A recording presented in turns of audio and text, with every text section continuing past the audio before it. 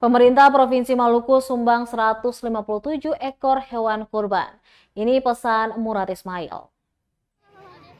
Pemerintah Provinsi Maluku menyumbangkan sebanyak 157 ekor hewan kurban dalam Idul Adha 1443 Hijriah.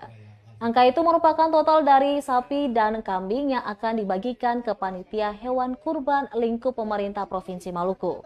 Sedangkan satu ekor sapi milik Gubernur Maluku Murad Ismail yang berjenis limosin diserahkan ke Masjid Jami Negeri Hila. Dalam sambutannya saat penyerahan secara simbolis di Masjid Raya Al-Fatah Ambon, Murad menyampaikan sejumlah pesan jelang Hari Raya Idul Kurban nanti. Selain itu, bagi orang yang mampu, ia berpesan agar memisahkan sedikit rezeki untuk mengeluarkan kurban. Pasalnya, kurban menjadi penebus dosa bagi siapapun yang berkurban.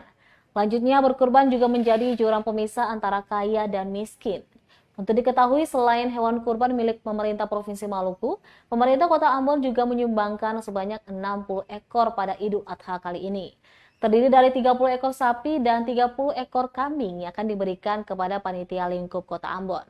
Sementara untuk panitia lokal saat ini sudah sekitar 105 ekor sapi dan 51 ekor kambing. Hewan kurban dari panitia lokal akan disumbangkan ke Ambon, Buru Selatan, Seram bagian barat, hingga ke Kabupaten Maluku Tengah.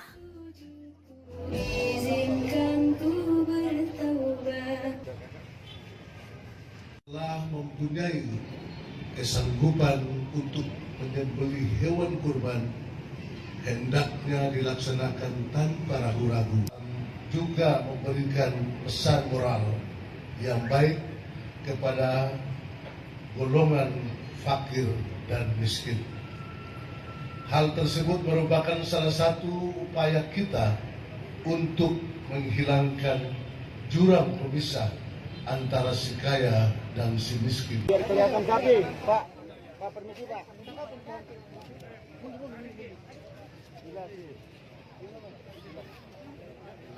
Selanjutnya bantuan masjid. Terima kasih sudah nonton. Jangan lupa like, subscribe, dan share ya.